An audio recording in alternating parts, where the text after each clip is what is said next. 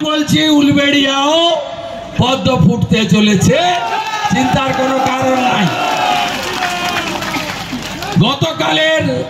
গত পরশু দিনের হাইকোর্টের যে রায় ডিভিশন বেঞ্চে, তারপরে 8 থেকে 80 সবাই বলতে শুরু করেছে শুধু বিজেপি বা অন্য লোকেরা তৃণমূলকে চোর বলতো।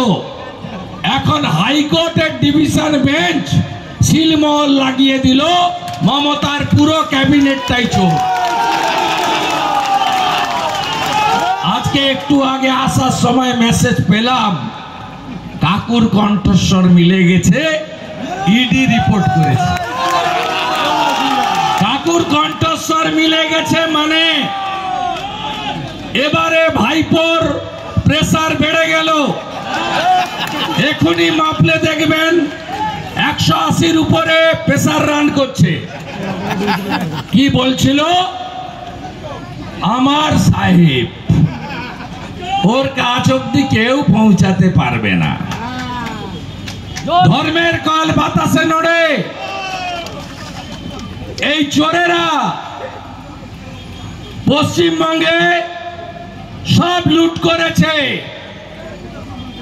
যাদের চাকরি চলে গেছে তাদের মধ্যে অনেকে বলছেন আমরা যোগ্য। এই যোগ্য কারা আর অযোগ্য কারা, এই রিপোর্টটা দেওয়ার কথা ছিল স্কুল সার্ভিস কমিশনের। তারা চোরেদের বাঁচানোর জন্য অতিরিক্ত পোস্টে নিয়োগ করা লোকেদেরকে বৈধতা দেওয়ার জন্য, দোকান খুলে টাকা নিয়ে নিয়োগ করা লোকেদেরকে বৈধ করার জন্য যোগ্য কে আর অযোগ্য কে এর তালিকাটা পর্যন্ত কোর্টে দেননি।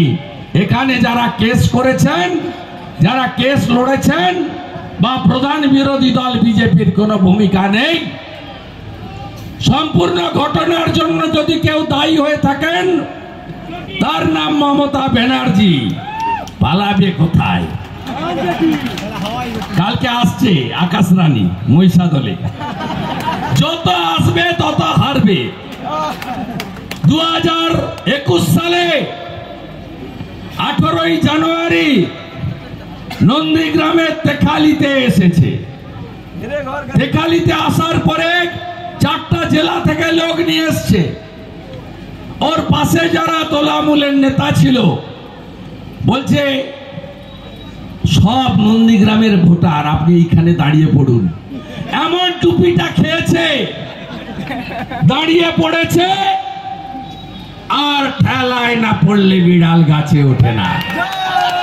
1956 ভোটে হেরে মেদিনীপুর তার ভূমিপুত্রকে, তার বাড়ির ছেলেকে, তার ভাইকে, তার বন্ধুকে গ্রহণ করেছে।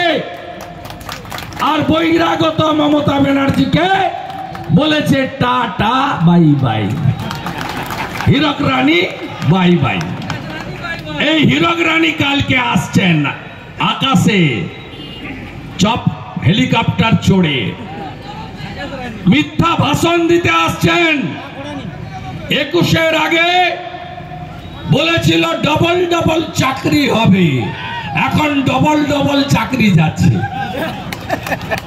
21-এর আগে বলেছিল ও মোদি ভ্যাকসিন লাগবে না, সব ভ্যাকসিন কিনে দেব। তারপরে বলছে মোদিজি ভ্যাকসিন দেন, ধরম বাবা রক্ষা করো। মোদিজিও 15 কোটি 17 কোটি ভ্যাকসিন বাংলাকে বিনামূল্যে পাঠিয়ে দিয়েছেন।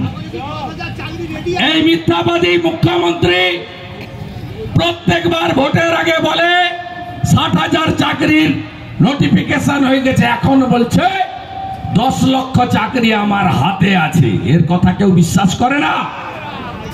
এর আমলে আপনারা শুনে রাখুন, আমি কিছুদিন ক্যাবিনেটে ছিলাম। এই ডক্টর অমিত মিত্র বলে একটা লোক আছে, 6 লক্ষ পার্মানেন্ট পোস্ট অবলুপ্ত করেছেন। তার বদলে 30,000 কন্ট্রাকচুয়াল চাকরি হয়েছে পার্টির নেতাদের আত্মীয় স্বজন অথবা টাকার বিনিময়ে।